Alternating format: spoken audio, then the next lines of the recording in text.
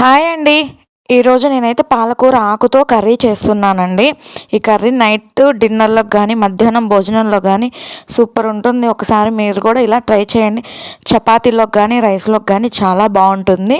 ఇప్పుడు ప్రాసెస్‌లోకి వెళ్దాం రండి. ఇక్కడైతే నేనైతే 3 టమాటాలు తీసుకొని, నేనైతే 5 పచ్చిమిర్చి తీసుకున్నానండి. వీటిని శుభ్రంగా కడిగి సన్నని ముక్కలుగా తరిగేశానండి.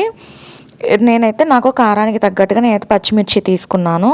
మీరు మీకు కారానికి తగ్గట్టుగా పచ్చిమిర్చి తీసుకోండి. ఇప్పుడు వీటన్నిటిని మనం కట్ చేసేసాను. ఇదిగోండి ఇప్పుడు పాలకూర శుభ్రంగా కడిగి తరుక్కొని ముందే శుభ్రంగా కడిగిన తర్వాత ఇప్పుడు పప్పు కుక్కర్లోకి వేయాలండి. దీంట్లో కొంచెం చింతపండు, కొంచెం పచ్చెనగపప్పు, ఒక హాఫ్ స్పూన్ పసుపు, తర్వాత ఇదిగోండి వీడియోలో చూపిస్తున్నట్టు దీంట్లో కొంచెం సాల్ట్ కూడా వేస్తున్నానండి.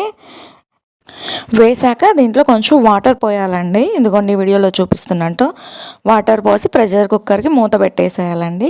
5 విజిల్లు వచ్చాక ఇక్కడైతే నేనైతే 5 విజిల్లు రానిచ్చానండి.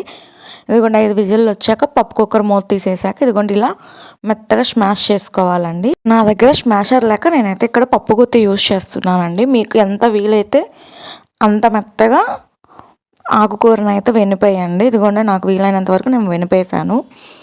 ఇప్పుడు దీనికి తాలింపు పెట్టేద్దాం రండి.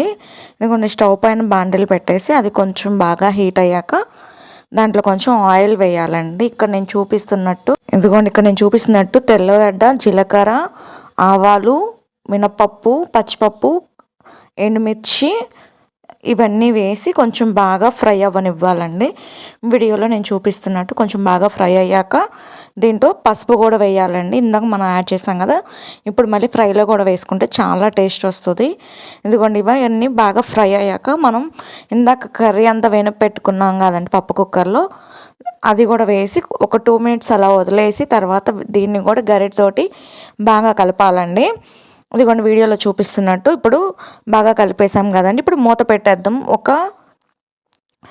చూడండి ఒక 5 మినిట్స్ మూత పెట్టి బాగా కుక్ అయ్యాక నాకైతే ఇదిగోండి కర్రీ అయితే ఇలా ప్రిపేర్ అయింది. చాలా బాగుందండి. మీరు కూడా ఇలా ఒకసారి ట్రై చేసి కర్రీ ఎలా వచ్చిందో కామెంట్ చేయండి.